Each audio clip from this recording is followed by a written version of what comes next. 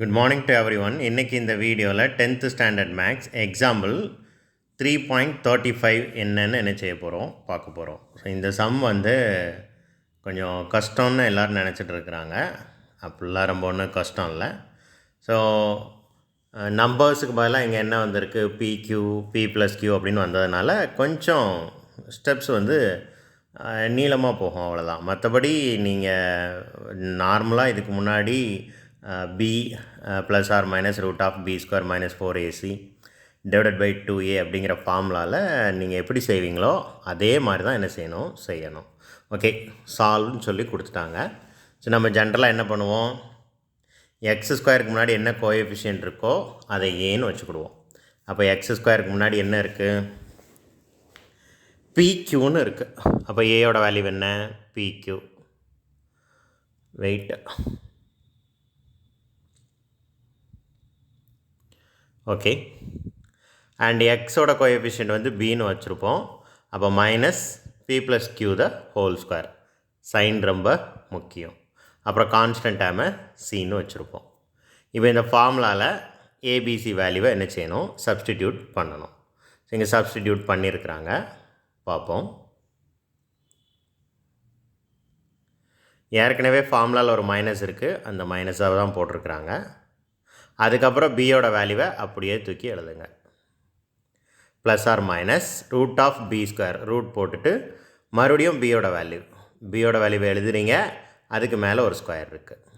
ஏற்கனவே பி வேல்யூவிலே ஒரு ஸ்கொயர் இருக்குது, மேலேயும் ஒரு ஸ்கொயர் போடணும். 4ac, 4 போட்டு ஏயோட வேல்யூ பிக்யூ அண்ட் சியோட value p plus q the whole square and divided by 2a. 2 அப்படியே எழுதிட்டு ஏயோட வேல்யூ மறுபடியும் பிக்யூ எழுதியாச்சு. இப்போ இந்த இடத்துல நம்ம என்ன செஞ்சுருக்கிறோம் அப்படின்னா, ஏபிசி வேல்யூவை என்ன செஞ்சுருக்கிறோம், சப்ஸ்டிடியூட் பண்ணியிருக்கிறோம். சைன் கொஞ்சம் கவனமாக போடணும், அவ்வளோதான். இப்போ வரைக்கும் எந்த கஷ்டமும் இல்லை, ஜஸ்ட்டு சிம்பிள் சப்ஸ்டிடியூஷன் தான். இதுக்கப்புறமும் சிம்பிளிஃபிகேஷன் ஸ்டெப்ஸ் தான். இதுக்கப்புறம் ஸ்டெப் பை ஸ்டெப்பாக சிம்பிளிஃபை பண்ணி கொண்டு போக போகிறோம். எல்லாமே ரொம்ப ஈஸி தான். ஆனால் நீங்கள் கண்டிப்பாக ஒர்க் அவுட் பண்ணி பார்க்கணும். இந்த மைனஸ் இன்ட்டு மைனஸ் என்ன ஆயிரும், ப்ளஸ் ஆயிரும். 2 ஸ்கொயர் வேல்யூ இருந்தால் என்ன செய்யலாம், அந்த 2 மல்டிப்ளை பண்ணி எழுதலாம், 4. இந்த 1 தான் இந்த ஸ்டெப்பில் நடந்திருக்கு. மைனஸையும் ப்ளஸ்ன்னு எழுதியிருக்காங்க, 2 × 2 4ன்னு எழுதியிருக்காங்க. இதுக்கு அடுத்த ஸ்டெப்பு இப்போ நான் ஒன்று சொல்கிறேன், கவனிங்க. இதுக்கப்புறம் தான் நிறைய பேருக்கு ஒரு வேளை புக்கிலே ஸ்டெப்ஸை பார்த்தா புரியாது, நல்லா படிக்கிற ஸ்டூடெண்ட்ஸுக்கு கூட புரியாது. இப்போ நான் சொல்கிற சின்ன லாஜிக்கை நல்லா ஞாபகம் வச்சுக்கோங்க. ஒரு டேமையும் இன்னொரு டேமையும் பிரிக்கிற சைன் என்னவாக இருக்கும் அப்படின்னா, ப்ளஸ் அல்லது மைனஸ். அப்போ பார்த்தீங்கன்னா இந்த மைனஸுக்கு முன்னாடி இருக்கிற இது ஃபுல்லாக ஒரு டேம், இந்த மைனஸுக்கு அடுத்து இருக்கிற இது ஃபுல்லாகவே ஒரு டேம். இப்போ இந்த ரெண்டுலேயும் காமனாக இருந்து எது வெளில எடுக்க முடியுமோ அதை நம்ம வெளில எடுக்க போகிறோம். ரெண்டுலேயும் எது காமனாக இருக்குது நல்லா பாருங்கள், p plus q the whole square காமனாக இருக்குது. அப்போது ஃபர்ஸ்ட் டேம்லேருந்து p plus q the whole ஸ்கொயரை வெளில எடுத்துட்டோம்னா உள்ளே என்ன இருக்கும், p plus q the whole square. Right, நல்லா பாருங்கள். இங்கேருந்து p plus q the whole ஸ்கொயரை வெளில எடுத்துட்டோம், அந்த வேல்யூ தான் இது. அப்போ மீதி ஒரு p plus q the whole square இருக்கும், அது உள்ளே அப்படியே இருக்குது. அதேமாதிரி இங்கேயும் p plus q the whole square வெளில போயிடுச்சுன்னா மீதி என்ன இருக்கும், -4pq. ரைட், இதுதான் இந்த ஸ்டெப்பில் நம்ம என்ன செஞ்சுருக்கோம், பண்ணியிருக்கிறோம். வேறு எந்த சேஞ்சஸும் பண்ணல. ஸோ இதுக்கு அடுத்த ஸ்டெப் என்ன செஞ்சுருக்கிறோம் அப்படின்னு பார்ப்போம்.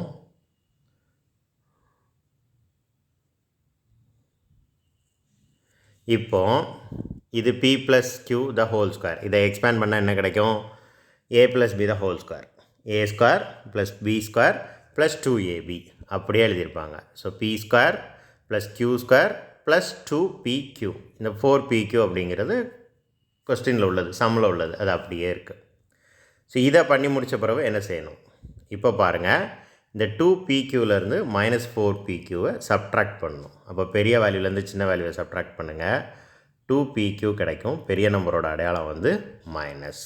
ஓகேவா? ஸோ இது மட்டும், இந்த ஒரு ஸ்டெப் மட்டும்தான் எனக்கு தெரிஞ்ச ஹிடன்.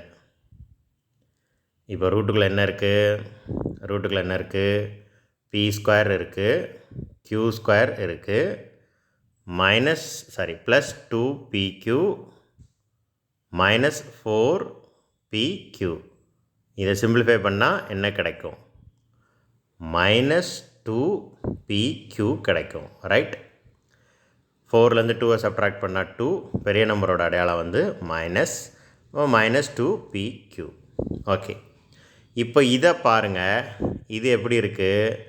a² + b² -2ab அப்படின்னு இருக்குது. ரைட்? அப்போ இதை எப்படி எழுதலாம்? p - q the whole squareன்னு எழுதலாமா? ரைட்?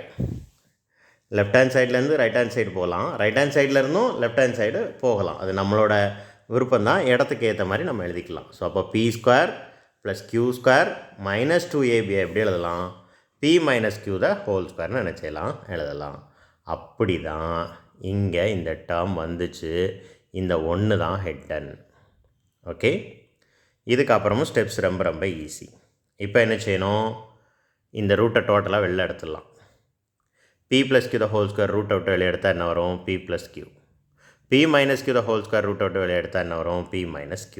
அவ்வளோதான். ஸோ இது p + q, அது p - q. That's it. இப்போ மறுபடியும் அப்போல நான் சொன்ன மாதிரி இது ஒரு டேம், இது ஃபுல்லாக ஒரு டேம். இடையில என்ன சைன் இருக்குது? ப்ளஸும் இருக்குது, மைனஸும் இருக்குது. அப்போ இந்த ரெண்டு டேமையும் பிரிக்கிற சைன் எது? இந்த ப்ளஸ் ஆர் மைனஸ் தான். இப்போ இந்த ரெண்டுலேயும் இருந்து காமனாக எதெல்லாம் உங்களால் வெளில எடுக்க முடியுமோ அதெல்லாம் வெளில எடுங்க. எதெல்லாம் வெளில எடுக்க முடியும்? p + q வெளில எடுக்க முடியும். இந்த டேமில் இருந்து p + q வெளில எடுத்துட்டோம். அதுதான் இது. அப்போ உள்ளே என்ன இருக்கும்? ஒரு p + q இருக்கும். ப்ளஸ் ஆர் மைனஸ் போட்டாச்சு. இங்கேருந்தும் ஒரு p + q வெளியே வந்துடுச்சு. அப்போ மீதி என்ன இருக்கும்? p - q தான் உள்ளே இருக்கும். Okay, right. இது வரைக்கும் புரிஞ்சிருக்கும்னு நினைக்கிறேன். இதுக்கு அடுத்த ஸ்டெப் பாருங்கள். இப்போது வெளியில் இருக்கிற p + q, இந்த p + q கொண்டு இந்த ப்ராக்கெட்டுக்குள்ளே உள்ளே இருக்கிறத நம்ம என்ன செய்ய போகிறோம்? சிம்பிளிஃபை பண்ண போகிறோம். ஃபர்ஸ்ட்டு ப்ளஸ் சைன் எடுத்துக்கிடுவோம். So p + q plus p - q. ஓகேவா? ப்ளஸ் ஆர் மைனஸ் ரெண்டு சைன் இருக்குது. ஸோ நான் ஃபஸ்ட்டு ப்ளஸ் எடுத்துக்கிட்டேன். அப்போ இந்த ப்ளஸ் க்யூவும் மைனஸ் க்யூவும் என்ன ஆயிரும்? கேன்சல் ஆயிரும். அப்போ 2p டிவைடட் பை என்ன இருக்குது? 2pq இருக்குது கீழே. ரைட்? இப்போ இந்த 2pயும் 2pயும் சாரி, இதோடே இருக்கட்டும். 2p divided by 2pq. வெளியில் என்ன இருக்குது? p + q. இதுதான் இங்கே வந்திருக்கு. இதுதான் எக்ஸோட வேல்யூ. கவனமாக பார்த்துக்கோங்க. p + q இருக்கா? ஒரு 2p இருக்கா? டினாமினேட்டரில் ஒரு 2pq இருக்கா? ஸோ கரெக்டாக வந்துருச்சு. ஸோ இந்த 2pq டினாமினேட்டரில் இருக்கிறத எங்கே வேணாலும் எழுதலாம், நோ ப்ராப்ளம். இப்போ அடுத்த ஸ்டெப் நான் என்ன செய்ய போகிறேன் அப்படின்னா, ப்ளஸ் சைன் எடுத்துக்கிட்டேன்னா இப்போ நான் மைனஸ் சைன் எடுத்து என்ன செய்ய போகிறேன் அப்படின்னா சிம்பிளிஃபை பண்ண போகிறேன். அப்போ வெளில இருக்கிற p + q அப்படியே இருக்கட்டும். உள்ளே என்ன நடக்கும்? p + q மைனஸ் சைன் எடுத்தால் என்ன செய்யணும்? மைனஸை கொண்டு உள்ள மல்டிப்ளை பண்ணோம். அப்போ -p + qன்னு ஆயிரும். இந்த -pயும் கேன்சல் ஆயிரும். அப்போ 2q கிடைக்கும். அப்போ என்ன கிடைக்கும்? வெளில உள்ள p + q அப்படியே இருக்கும். இன்ட்டு 2q டிவைடட் பை என்னது? 2pq. இதுதான் இங்கே கிடச்சிருக்கு.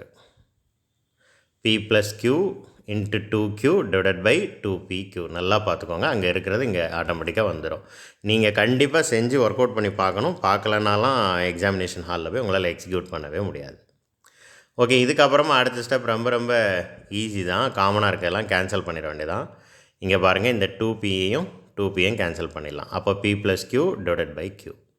இங்கேயும் இந்த 2qவையும் 2qவையும் கேன்சல் பண்ணிடலாம். அப்போ p + q divided by p.